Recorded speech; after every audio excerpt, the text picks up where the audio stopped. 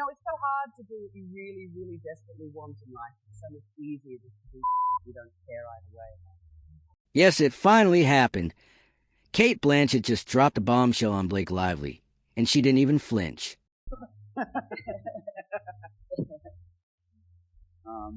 Turns out, the era of Blake Lively's backdoor sabotage and silent bullying is crashing harder than her box office numbers. And this time, it's Cate, calm, classy, and unbothered Cate Blanchett, exposing how Blake hijacked her Chanel legacy and even dragged her husband into the mess just to feed that overinflated ego. You might be tired of hearing about Blake trying to control everything she touches, but this one really hits a nerve.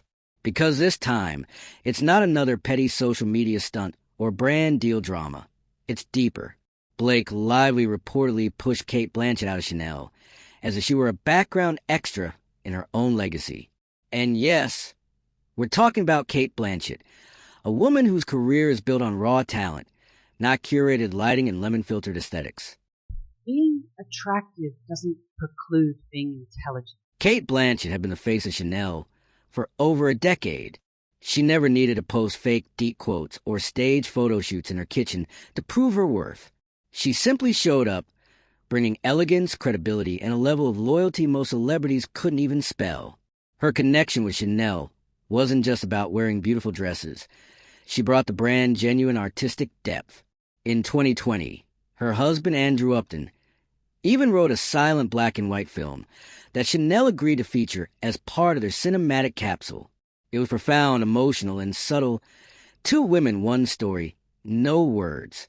A film built entirely on expression, not marketing gimmicks. And then Blake came in and burned it all down.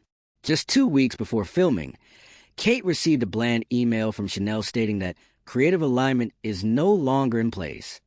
That's corporate code for you've been replaced. No explanation, no discussion, just gone.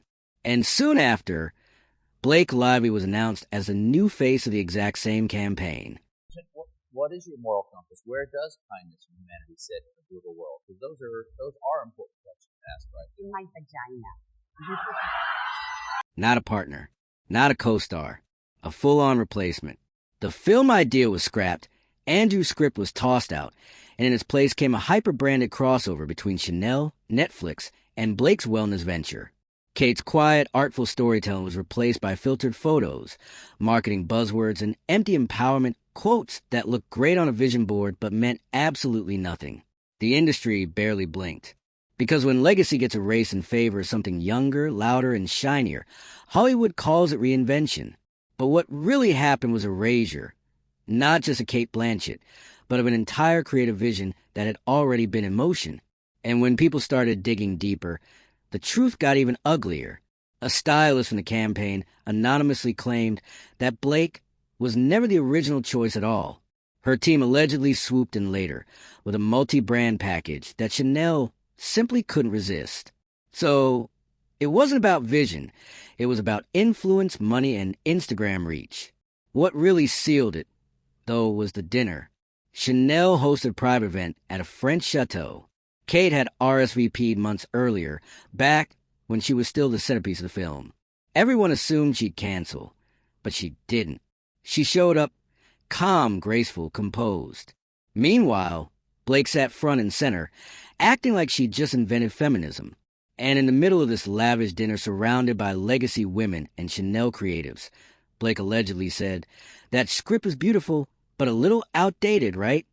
Someone nearby replied with a laugh, "You mean Andrew's script?